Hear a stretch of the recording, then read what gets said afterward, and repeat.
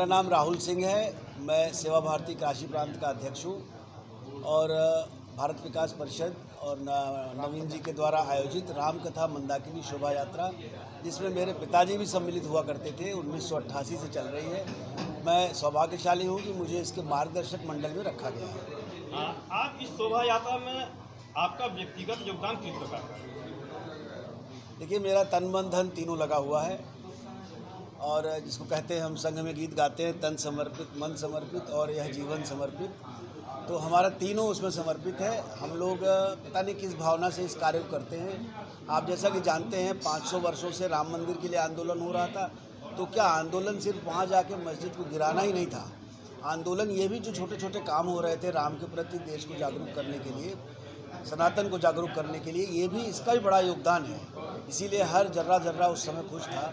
आज जो ये दिख रहा है आपको, स्वरूप दिख रहा है, सनातन का जो स्वरूप दिख रहा है, राम के प्रति आस्था का जो स्वरूप दिख रहा है, वो भी रामकथा मंदाकिनी शोभा यात्रा का भी उसमें योगदान है। उसी कड़ी को हम आगे बढ़ा रहे हैं। कुछ भी डिफरेंट नहीं है। जैसा कि बताया आपने कि नागरिकों का सम्मान करेंगे वहाँ पे, और गंगा जी की पवित्रता के प्रति शपथ दिलाएंगे हम। वहाँ जो बच्चे आएंगे झांकी के लिए, उन बच्चों को गंगा को स्वच्छ रखने की शपथ दिलाएंगे और आतिशबाजी करेंगे। जितने भी लोग सम्मिलित होंगे, 1000, 2000, 5000 जो भी संख्या होगी, उन सभी लोगों को हम शपथ दिलाएंगे कि गंगा को स्वच्छ रखें, ताकि ये एक मुहिम बन जाए और आप सबके चैनल के माध्यम से इसको हम जन जन तक पहुँचाएँ कि गंगा के स्वच्छता का और निर्मलीकरण। राम मंदिर तो बन गया, अब रामकथा मंदाकिनी शोभा यात्रा की क्या आवश्यकता है? तो इसकी आवश्यकता ये है कि हमें गंगा को स्वच्छ रखना है। तुलसी घाट से निकल के और भैंसासुर घाट पे संपन्न शाम को 6 बजे का आयोजन है।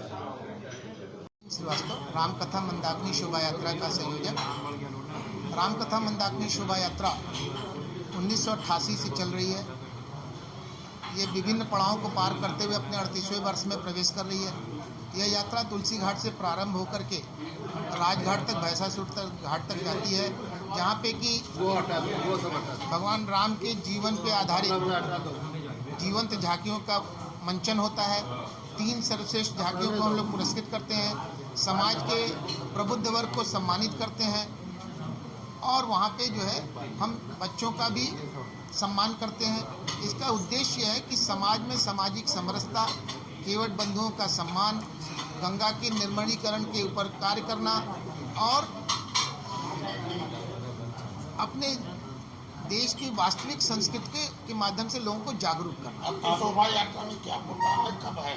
हमारी शोभा यात्रा 6 अप्रैल को शाम को 4 बजे से तुलसी घाट से प्रबुद्ध अपने संकट मोचन मंदिर के महंत आदरणीय श्री विशंबरनाथ मिश्र जी आरती करके प्रारंभ करेंगे और ये सारे घाटों से होते हुए राजघाट तक जाएगी। आपकी ये शोभा यात्रा सड़क मार्ग से जाएगी या गंगा नदी के मार्फत से नाव द्वारा? ये भारत का ऐसा अनोखा यात्रा है जो जल मार्ग से होकर के जाता है। अभी तक जितने भी आप लोग देखते हैं, नकटिया देखते हैं, किसी प्रकार सब सड़क मार्ग से होता है। यह यात्रा जल मार्ग से प्रारंभ चलता है और वहाँ से लगभग कितने घाटों मतलब बीच में आप बता रहे हैं कि राजघाट 80 घाट तक, पूरा 84 घाट है। 80 से राजघाट के बीच में 84 घाट है। 84 घाटों तक हम लोग लेके चलते हैं। ये उम्मीद है कि लगभग कितने लोग इसमें शामिल होंगे? इस कार्यक्रम में प्रतिवर्ष कम से कम जो राजघाट पे जो कार्यक्रम होता है 5 से 10 हजार लोग रहते हैं और झांकियों के विभिन्न घाटों पे जो रहते हैं और हजारों लोग इसका दर्शन करते हैं और पूर्ण लाभ उठाते हैं। इस बार क्या विशेष है? इस बार विशेषता यह है कि हम यहाँ पे 25 केवट बंधुओं का साफा मार करके सम्मान करेंगे तुलसी घाट पे, और राजघाट पे जो है हम वहाँ पे उनका जीवंत मंचन करते हैं। उसके माध्यम से लोगों के अंदर जो अपने राष्ट्रीय भावना को बढ़े, इसके लिए जागरण का प्रयास करेंगे। और यह अनोखी यात्रा, इस बार की यात्रा में आतिशबाजी भी है, अपना बैंड बाजा भी है और सबसे बड़ी बात है कि अपने डमरू वादक दल जो है एक विशेष प्रकार के डमरू का आप लोगों को वादन करके सुनाएंगे।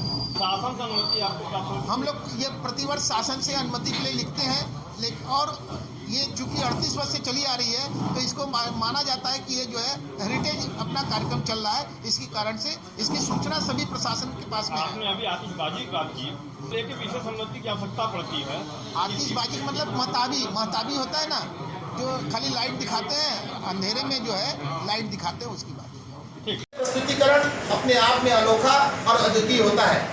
आप सभी लोगों ने बहुत से बढ़ चढ़ करके अपने जनता तक पहुंचाया है। इस बीच का एक हम लोग केवट बंधुओं जो हमारे भगवान राम का केवट संवाद भी आप लोगों ने सुना होगा, ऐसे केवट बंधुओं का भी हम सम्मान करके उनके लिए कार्य करते हैं। तो आप सभी से आग्रह है, अनुरोध है, विनम्र हम आप लोगों से, जो सांस्कृतिक धरोहर है वो धीरे धीरे नष्ट होती है। कुछ लोग मिलकर के सामाजिक लोग जो अपने खर्चे से अपने पैसे लगा करके हम लोग कर रहे हैं, इसको जन सामान्य तक पहुँचे, ऐसा आप लोगों से आग्रह है। आप बंधुओं से अनुरोध है कि आप लोग इस विषय पर कुछ भी पूछना चाहें पूछ सकते हैं।